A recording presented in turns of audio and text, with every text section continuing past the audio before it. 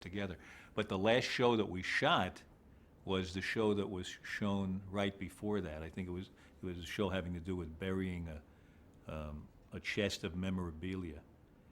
And the last scene of that show that we shot was as we buried the chest. Since that was the last week, we had the idea, let's bury a real chest ourselves, and we'll put stuff in it, and we'll leave a note for whoever finds it. And we thought maybe 50 years later somebody would find it. We didn't realize that 20th Century Fox, in its incredible greed, was selling off everything that they had, and they sold off half of their commissary.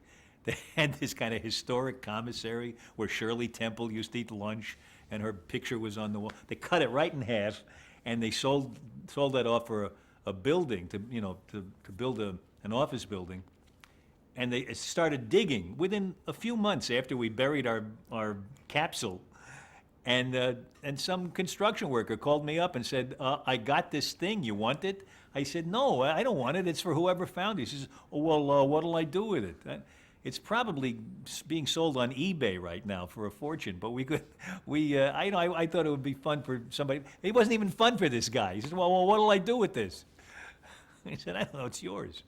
So, but that was, the thing, shooting that last scene where the last scene that we shot, which was burying that time capsule, was on a sound stage. It was stage 10 where we shot all our shows.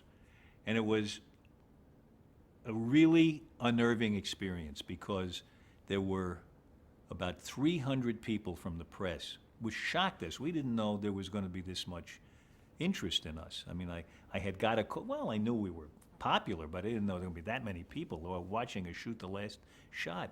And there were, 60 Minutes had said maybe they might want to do an interview, and I thought, well, that would be nice. 60 Minutes is a great show. That would be a real honor. It turned out they didn't do it, and then said there were these 300 people, television crews, print people, radio people, and they were all standing there watching us act while we were trying to do the last scene, which was very emotional for us anyway, because we knew it was the last scene.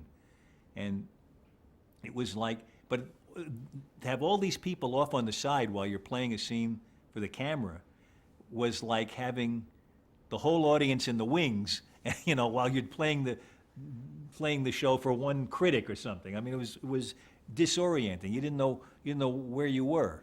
And then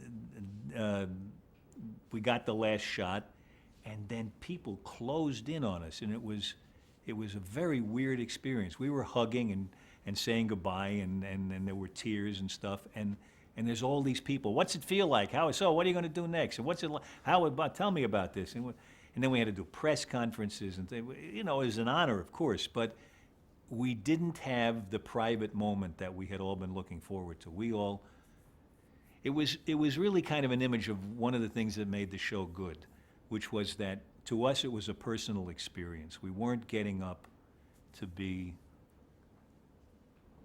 I mean, this sounds self-aggrandizing to say this, but we weren't getting up to be self-aggrandizing. We weren't doing this, we weren't making an appearance in this big show. We were going in every day trying to be those people who had lived 25 years earlier in these terrifying situations in Korea, and we were trying to do our work, and it truly came as a surprise to us that there were so many people there on the last day. And before that, it had come as a surprise to us how many people were stopping us in airports and that kind of a thing. And it was almost as if we were part of some conspiracy. They would come up and they'd say, "Good work," and we really were aware of just doing the work, of the connection we had among ourselves.